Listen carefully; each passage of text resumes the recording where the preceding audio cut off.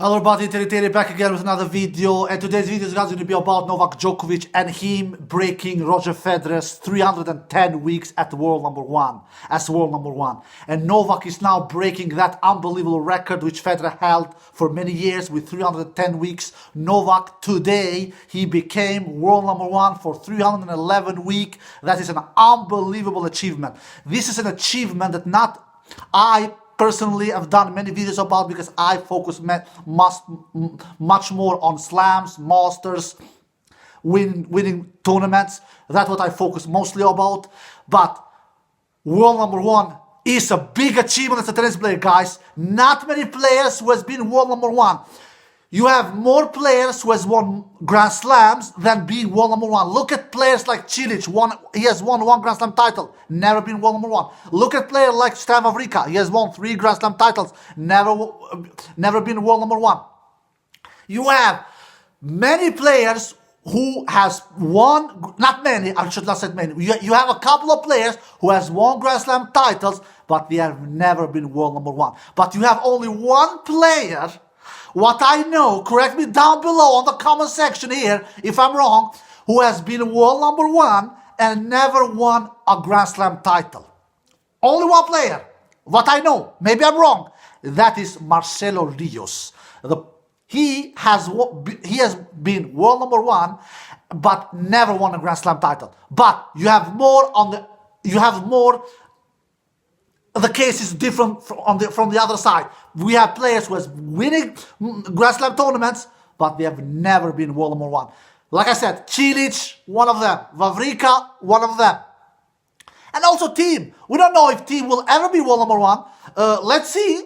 I cannot predict that. That is so hard to predict in this Dominic Thiem. Because when he's redlining, he's almost unplayable. But when he's not redlining, when he's playing low average tennis, all in the top 50 can beat him, really.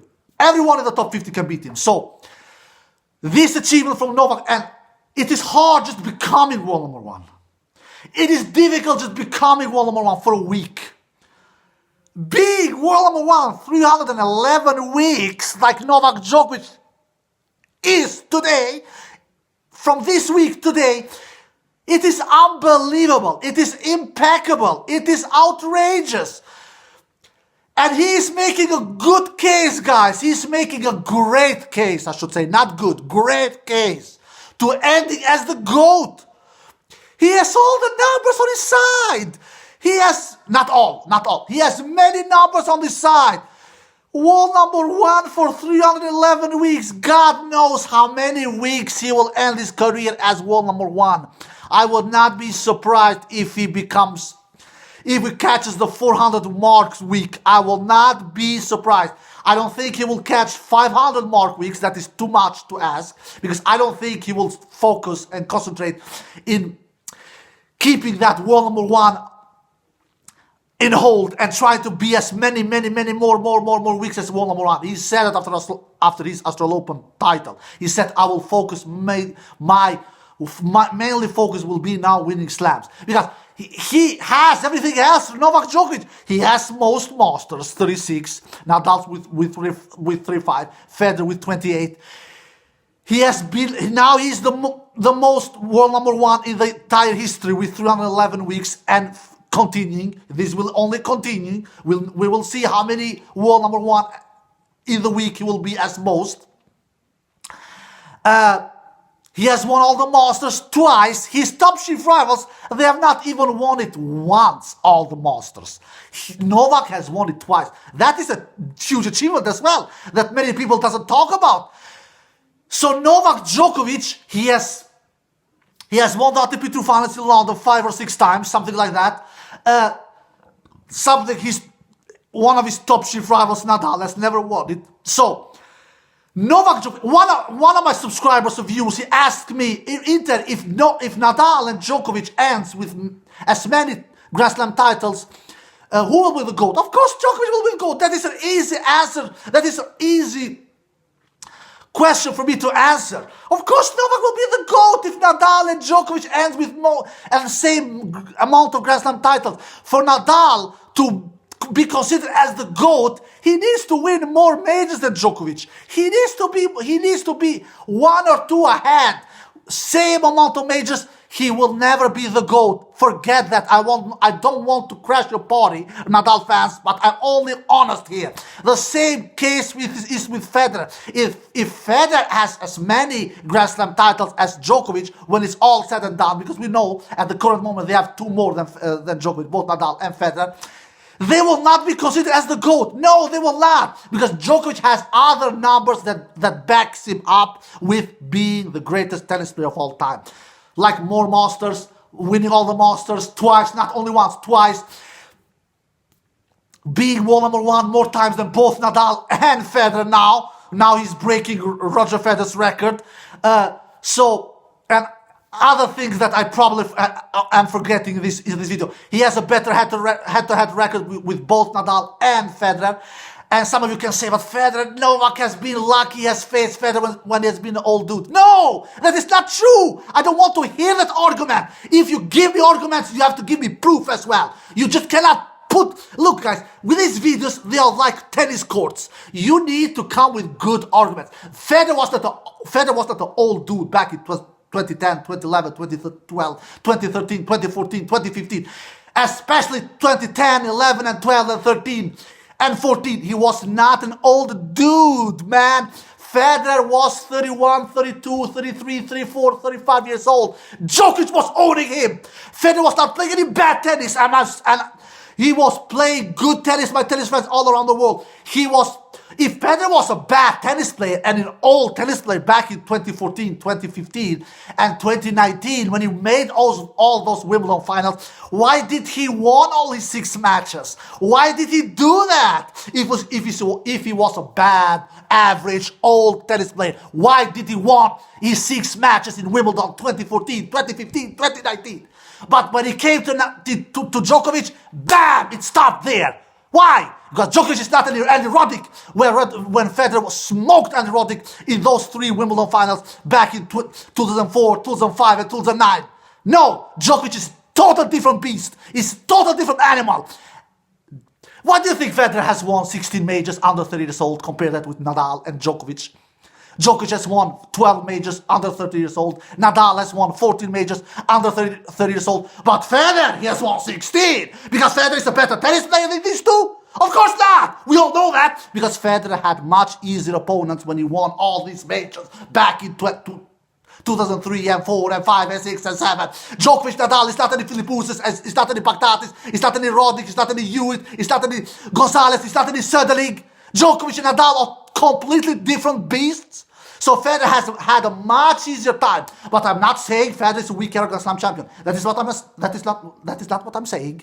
Don't misunderstand my words here. All I'm saying is the reason why Federer has won 16 majors under 30 years old, and Nadal and Djokovic has won 14 Nadal, 12 Djokovic, is because Federer has had easier times with all the other dudes he faced back in 2003, 4, 5, 6, 7, 8. There you have the reason. There you have the reason, guys. And not because Federer is a better tennis player than Djokovic and Nadal. Especially Federer is not a better tennis player than Djokovic. About Nadal, that can be discussed. Nadal is, we have to be honest, Nadal is superior mostly on clay. He's not only a clay court player. Now, no, that is not what I'm saying. He has won 7 majors outside French Open. That is a great achievement. To win 7 majors in the first place, all surfaces counting, is great achievement. Nadal has won 7 outside French Open. So it's not a one clay court. He's not only a one surface player like many call him. He's only a clay goat. He's only a clay player. No, that is not the truth. Stop with that, guys. You too. Don't come with weak arguments here. But Nadal is as most superior on clay. Nadal is more or less invincible on clay at French Open. But on grass and on hard court, he's not invincible. I got a question from a subscriber or viewer a couple of days ago. Why does Nadal lose all these close matches the last couple of years, like we have seen with Tsitsipas, Medvedev, Thiem, Federer as well, when he lost against Federer both in 2017 Australian Open final and against in that Wimbledon as well, 2019, that semi-final. It was a pretty close battle, 4-set battle in that 2019 semi-final between Nadal and Federer. Why? Because of 3 reasons. Nadal is showing more fatigue signs, I'm seeing more tired Nadal when matches go longer and longer. And I can see that he does more unforced errors. When you do more unforced errors, why do you do that? Because you are more tired. He doesn't do necessarily his unforced errors at the beginning of the matches, but he does his unforced errors more when the matches go longer. That's why you can see against Tsitsipas in that 5-all game, I believe, in that fifth set. He was holding serve easy, Nadal, but all of a sudden he did a loose game with a lot of unforced errors, and Tsitsipas breaks his serve. Why? Because Nadal shows some little fatigue signs, which you could never see that 5-10 years ago, because Nadal was winning much more close matches 10 years ago when he was younger. And I'm talking outside clay now, because clay, it is a different story here. Outside clay, he was winning much more close matches 10 years ago. That is on my third place. Why Nadal is losing these close matches nowadays outside clay because of fatigue size. That is the third place. On the third place, the least likely reason, all right? The second place is he's not taking any risks.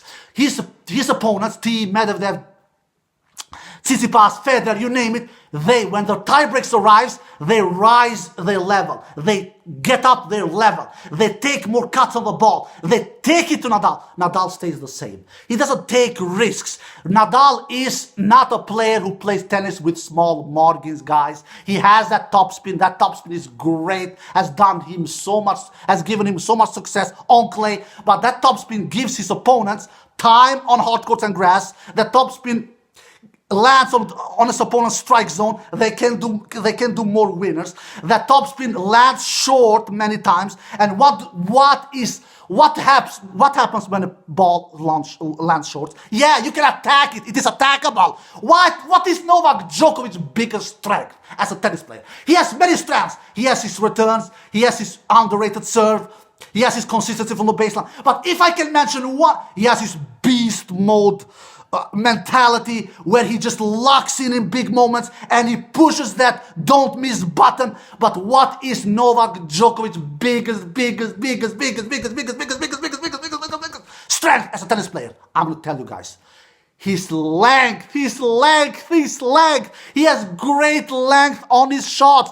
What happens when your balls, they land on your feet, guys, on the baseline? What did he do to Medvedev in the Australian Open final last month? He killed him with his length. Medvedev cannot attack his ball because they were landing on the baseline. That is Novak Djokovic's biggest strength as a tennis player, guys. He's unbelievable length on his shots. Nadal doesn't have as great of a length on his shots as Novak Djokovic. Nobody has, and especially outside clay. So there you have it. On the second place, why Nadal is losing these close matches is because he doesn't take risks. He plays same level. He plays too safe tennis. He plays tennis with big margins, and players punish him, guys. There you have the second place why Nadal is losing these close battles. First place, guys. This is my number one reason. And I came with arguments here. Why Nadal is losing these close matches nowadays, which he didn't do 10 years ago. He doesn't come away. It is a surface problem for him. Tennis, guys, is a surface sport. You have to understand this. Surface matters. It is not any coincidence why Rafa Nadal has won 13 French Opens and only 2 Wimbledons and only 1 Australian Open and 4 US Opens. Why has Nadal won 4 US Opens and not 4 Wimbledons and not 4 Australian Open?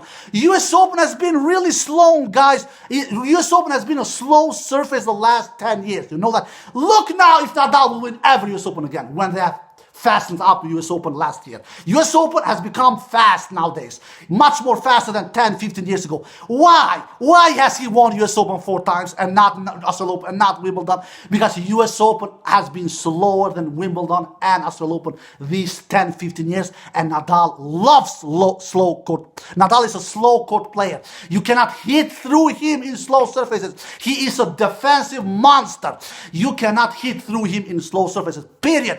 So there you have the reason why Nadal is losing these close matches. He's not coming away on these surfaces when the matches become close. He's just because I have the argument. You know why? Why is he winning these close matches on clay? Why did he win that tiebreak against Sinner in that quarterfinal last year at French Open? Why did he win at that tiebreak against Diego Schwartzman last year at French Open semi-final, that third set tiebreak? Why did he win that? Why? Because it was on clay. On clay, everything Nadal does on clay, he does much better than he does outside clay. And there you have the reasons why Nadal is losing these close battles nowadays. It is because of fatigue signs when the matches goes over 3-4 hours. It is because he's not taking any risk. The second place, he's playing. His opponents are raising their level, Medvedev, Tsitsipas, Federer, and he is not raising it. He's staying the same because he's not taking any risks. And number one reason why he's losing this close battle is because of a surface problem. He's coming away on clay. He's not coming away off clay. Period.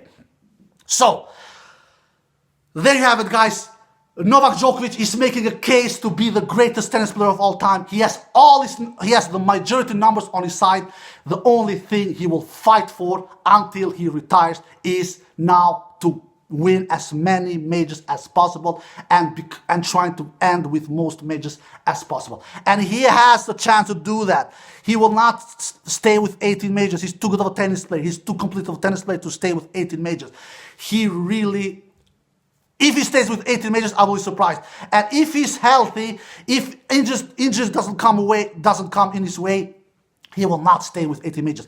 The biggest problem here for Djokovic is to try to catch Nadal and surpass Nadal. Because Federer is not a problem here. Federer is spent force, guys. I don't think Federer has more majors in him. Nadal, he has more majors in him. Nadal has at French Open where he wins it more or less every single year. And then you have the problem. Because now Djokovic has 2 less majors than Nadal. Yeah, but about 2 months, 3 months from now, most likely Djokovic will have 3 less majors than Nadal. Because Nadal will most likely win the French Open. And Djokovic is playing with so much pressure all the time. He needs to win all the other 3 majors all the time. Wimbledon, US Open, then next year 2022 win Australian Open, Wimbledon, US Open, to catch Nadal and to surpass Nadal. And that is easier said than done. It is not any walk in the park winning majors, especially when you become older and older like Djokovic is becoming. He will be 34 years old. He will be 34 years old soon. So, but it is, I've said this before, this GOAT race is between Nadal and Djokovic. And if Nadal ends up with more majors, I'm sorry, Djokovic fans, I have to be honest, all these other numbers that Djokovic has, world number 1 most in the weeks, Masters, winning so many Masters, 36 at the current moment, and he will for sure win more, winning all the Masters twice, winning the WTA Finals London 5-6 times. If he has less majors than Nadal, it will not help him. I'm sorry, guys. Because what is the biggest thing we tennis lovers, tennis analyzers, tennis, you name it, what we watch and what we value mostly, it is the Grand Slams. That is the biggest thing we watch, guys. When it's all said and done, it is the Grand Slams. For God's sake, Jimmy Connors, he has won 109 titles. No one talks about him that he's one of the greatest tennis players of all time. No one. He's not even top 5 one of the greatest tennis players of all time. And he has 109 titles. Why? Because he has only 8 Grand Slam titles. It is all about Grand Slam titles. That is the number 1 reason. Number 2nd reason of big achievements, I have to say, it is this world number 1 as world number 1. As to be world number 1 in the week. That is a huge achievement, like Djokovic has now accomplished this week, breaking Federer's unbelievable 310 mark record. Now Djokovic has 311 weeks as world number 1. That is a huge achievement, but it is not a bigger achievement than winning most majors. So Djokovic knows it. Djokovic is not stupid. That's why he said after this Australian Open title, I will focus mostly now on winning Grand Slams, because that he knows. He wants to go down as the greatest tennis player of all time. That is his main goal now. He's not playing tennis for Masters now anymore. He's not playing tennis for being world number 1. He's not playing tennis for money. We all know that. He now mainly will focus just to try to win as many majors as possible. His goal is to end with most majors. His goal is to go down as the greatest tennis player of all time. And he doesn't need to win more majors than Nadal and Djokovic and Federer. He just needs to win as many majors as those 2. As many. That's it. That's it. If he wins as many majors as Federer and as Nadal, case closed. Djokovic is the greatest tennis player of all time because of all the other numbers he has on his side. But, so there you have it, guys. Congratulations to Novak Djokovic for breaking Roger Federer's unbelievable 310 weeks as world number one. Djokovic has become world number one for 311 weeks on 8th March of 2021. Big congratulations to Novak Djokovic, to his team, to his fans, and let's see what happens. I just can't wait. Alright guys, if you enjoyed this video, give it a thumbs up, subscribe, and see you next time. Peace.